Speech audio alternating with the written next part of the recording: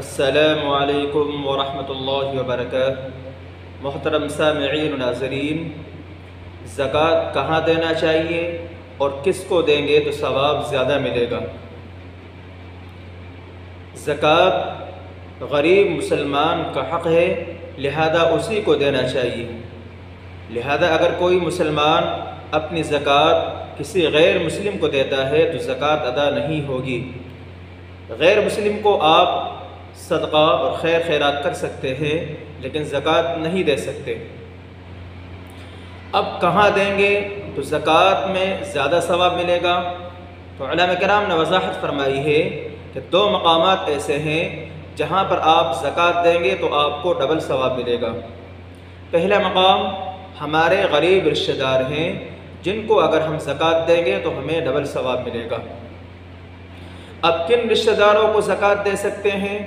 اس کے لیے علماء کرام نے ضابطہ بیان فرمایا ہے کہ انسان اپنے اصول اور فروع کو زکوٰۃ نہیں دے سکتا۔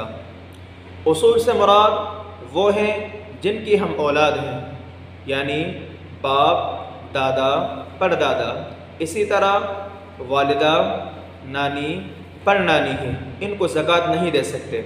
اور فروع سے مراد وہ لوگ ہیں جو ہماری اولاد ہیں، یعنی بیٹا، پوتا، اسی طرح بیٹی، نواسی، پوتی، پڑ پوتی یا نواسی، پڑ نواسی، ان تمام کو فروع کہیں گے، ان کو بھی زکوٰۃ ادا نہیں کر سکتے۔ ان کے علاوہ جو ہمارے رشتہ دار ہیں، چچا زاد بھائی یا چچا، خالہ، ماموں، خالو، یا ان کے جو بیٹے ہیں، ان کی جو اولاد ہے، وہ تمام کے تمام ہمارے رشتہ دار کہلائیں گے۔ ان تمام کو ہم اپنی زکوٰۃ ادا کر سکتے اور یہاں پر زکوٰۃ ادا کرنے پر ڈبل ثواب ملے گا۔ نمبر 1 صلہ رحمی کرنے کا، نمبر 2 زکوٰۃ ادا کرنے کا۔ اور ایک مسئلہ سمجھیں کہ شوہر بیوی کو زکوٰۃ نہیں دے سکتا، اسی طرح بیوی اپنی زکوٰۃ شوہر کو نہیں دے سکتی، زکوٰۃ ادا نہیں ہوگی۔ تو پہلا مقام وہ رشتہ دار جو ہمارے غریب ہیں ان کو زکوٰۃ دیں گے۔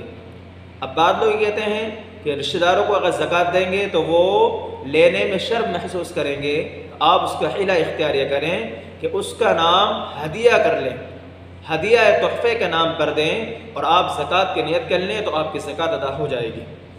یہ کہہ دیں میں عیدی تحفہ دے رہا ہوں آپ کو، اس کو آپ استعمال کر لیں، تو اس صورت میں بھی نیت آپ زکوٰۃ کی کر لیں تو آپ کی زکوٰۃ ادا ہو جائے گی۔ دوسرا مقام وہ ہے جہاں پر آپ زکوٰۃ ادا کریں گے تو آپ کو ڈبل ثواب ملے گا۔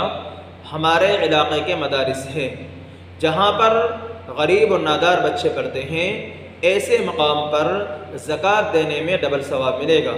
نمبر 1 دین کے کام میں مددگار بننے کا، دوسرے زکوٰۃ ادا کرنے کا۔ لہذا ہم تمام کو چاہیے اپنی زکوٰۃ کا حساب کر کے، اپنا مال کا حساب کر کے، جتنی زکوٰۃ بن رہی ہے اس کو نکال کر کے ان دو مقامات پر ادا کرنا چاہیے اور اپنے نامہ اعمال میں ڈبل ثواب حاصل کرنا چاہیے۔ اللہ ہم تمام کو عمل کی توفیق نصیب فرمائے۔